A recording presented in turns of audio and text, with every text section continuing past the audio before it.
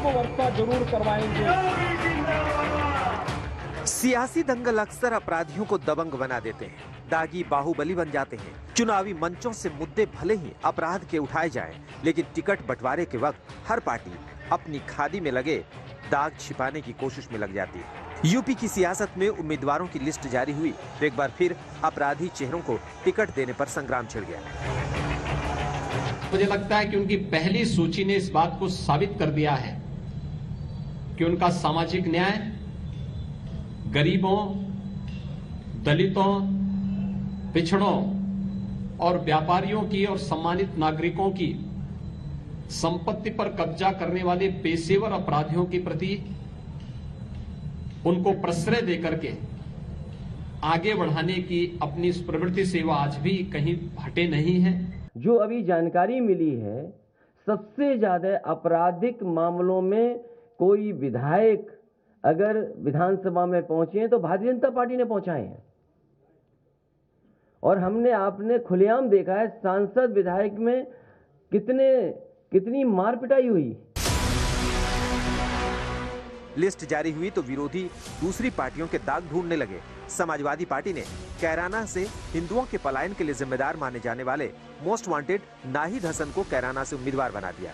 ये वही इलाका है जहां से पलायन का मुद्दा बीजेपी उठाती रही है। ऐसे में सोशल मीडिया में नाहिद के नफरती टेप वायरल होने लगे तो वहीं बीजेपी ने हमले तेज कर दिए। ये जितने भी गांव के हैं जो यहाँ कैराना में सामान लेते हैं, ये मेरी हाथ जोड़ कर आपसे अपील है, भाजपा के जितने भी लोग जो यहाँ बाजार में हैं, इनसे सामान लेना बंद कर दो। 10 दिन 1 महीना चाहे झंझाने से जाके ले लो, चाहे पानीपत से जाकर ले लो। समाजवादी पार्टी गठबंधन की जो लिस्ट जारी हुई है उसे देख करके मैं ही नहीं, पूरा उत्तर प्रदेश चौकन्ना हो गया है, चौंक गया है। 2017 से पहले जो पश्चिम उत्तर प्रदेश की विशेष तौर से स्थिति थी, यह टेलर दिखाने का काम किया गया है पहली लिस्ट के माध्यम से कि हम अपराधियों, माफियाओं, दंगाइयों का साथ नहीं छोड़ सकते। यह श्री अखिलेश यादव जी का स्पष्ट संदेश। नाहिद हसन को पुलिस ने उस वक्त गिरफ्तार किया जब वो समाजवादी पार्टी के टिकट पर अपना पर्चा भरने निकले थे। नाहिद हसन की गिरफ्तारी के बाद समाजवादी पार्टी बैकफुट पर आ गई। अखिलेश यादव को नाहिद हसन की उम्मीदवारी कैंसिल करनी पड़ी। जिन पेशेवर अपराधियों को और गुंडों के मन में भय पैदा किया था, जनता को भयमुक्त वातावरण दिया था, आज समाजवादी पार्टी का चेहरा एक बार फिर से सबके सामने आ चुका है। कैराना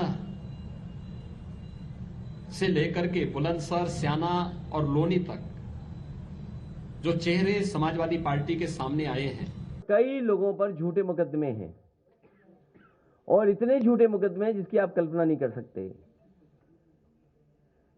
हमारी पार्टी के कई नेताओं पर, पार्टी के वरिष्ठ नेताओं पर लगातार भारतीय जनता पार्टी की सरकार में झूठे मुकदमे लगाए गए।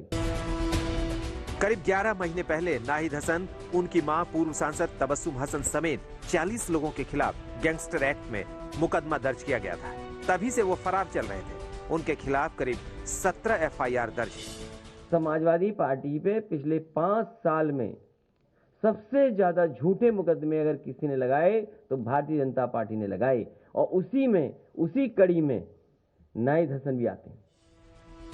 अब सवाल खड़ा होता है कि आखिर पार्टी दागी उम्मीदवारों को क्यों शामिल करती है, क्योंकि हर पार्टी में दागी उम्मीदवारों की लंबी लिस्ट है। पिछले चुनाव में सबसे ज्यादा BSP में 38% दागी उम्मीदवार थे, जिसके बाद समाजवादी पार्टी में 37% और बीजेपी में 36%, कांग्रेस में 32% और RLD में 20% दागी उम्मीदवार थे। अब अपराध कैसे हैं, कौन सा केस है, सियासत इस पर है, क्योंकि बीजेपी की लिस्ट में 107 में से 25 उम्मीदवार दागी हैं, जिसमें डिप्टी CM केशव प्रसाद मौर्य का नाम भी शामिल है। वहीं कांग्रेस के प्रदेश अध्यक्ष अजय कुमार लल्लू भी दागी नेताओं की लिस्ट में आते हैं। साफ है, हर पार्टी के दामन में दाग लगे हैं, लेकिन जब चुनाव की बात आती है तो ये दाग हर पार्टी को अच्छे लगने लगते हैं।